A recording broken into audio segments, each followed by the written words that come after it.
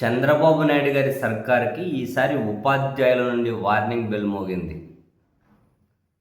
తాజాగా బుధవారం విజయవాడలో ఏర్పాటు చేసినటువంటి ఒక నిరసన కార్యక్రమానికి రాష్ట్రం నలువైపుల నుంచి విజయవాడ పిక్కటిల్లే విధంగా ఉపాధ్యాయులు హాజరయ్యారు.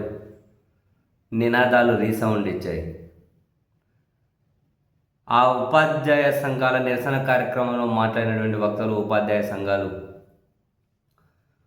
మాజీ ఎమ్మెల్సీలు, చాలామంది ప్రముఖులు ఉపాధ్యాయ సమస్యలు పరిష్కరించకపోతే ఇదే ఫైనల్ వార్నింగ్ బెల్, ఉపాధ్యాయులకు కల్పించాల్సినటువంటి వాళ్ళకి రావాల్సిన ఆర్థికపరమైన విషయాలు అండ్ మరికొన్ని సమస్యలను కనుక పరిష్కరించకపోతే చలో అసెంబ్లీ కార్యక్రమాన్ని ముట్టడిస్తాం, ఈ ప్రభుత్వాన్ని ఖచ్చితంగా దించుతాము అని చెప్పి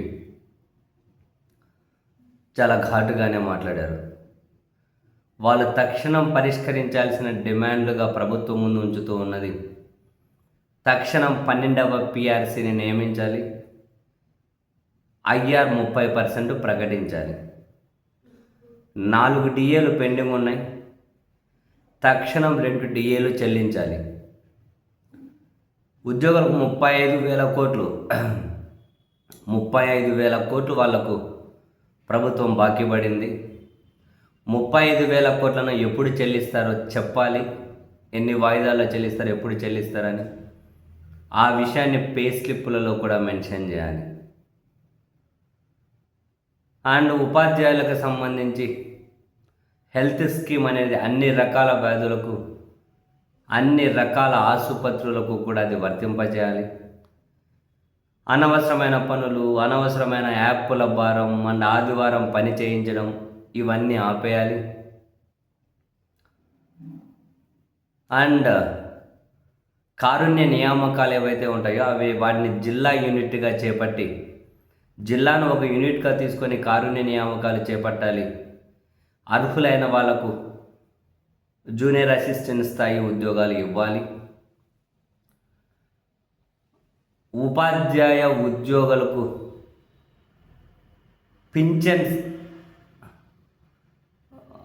ఏదైతే ఇస్తారో ఆ పింఛన్ ఇవ్వడాన్ని వేధించకూడదు. పదవీ విరమణ చెందిన మరుసటి రోజే వాళ్ళ పింఛన్ ప్రయోజనాలన్నీ కూడా కల్పించాలి. ఇవి చేయకపోతే ప్రభుత్వం భారీ మూల్యం చెల్లించుకుంటుంది. అధికారంలోకి వచ్చి 22 నెలలు అవుతూ ఉన్నా కూడా కనీసం మా మీద దృష్టి కూడా పెట్టడం లేదు. చలో అసెంబ్లీ ముట్టడిస్తాం, ఈ ప్రభుత్వాన్ని ఖచ్చితంగా దించుతాం, ఎంత దారుణంగా మా విషయంలో ప్రవర్తిస్తారని చెప్పి మేము కనీసం ఊహించలేకపోయాము అంటూ చాలా తీవ్రంగానే విరుచుకుపడ్డారు. ఉపాధ్యాయులు అయితే భారీ ఎత్తున వచ్చారు. ప్రభుత్వం మీద పెరిగిపోతున్న వ్యతిరేకతకు బహుశా సంకేతాలుగానే చూడాలేమో.